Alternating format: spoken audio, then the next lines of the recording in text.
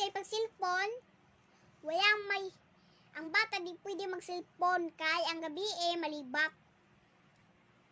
Kung malibat, di sing cellphone. Kay ang papa, usagda, dili magpalabi ng cellphone. So karon, nag-cellphone ka mo. O nag-cellphone ka mo, ya.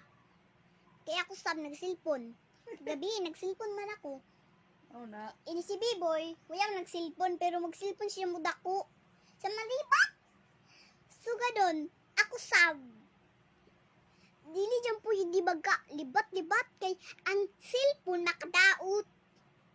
Kay si Jesus, kay si Jesus, laong dili mag-cellphone kay, ibundak ang cellphone. Patay. Diba? Ibundak ang cellphone. May nagamit sa papa o sa mama. No? Dapat di kasing cellphone kayo dili ibundak. Kay ibundak kay sunugon na. Pagod na lagi.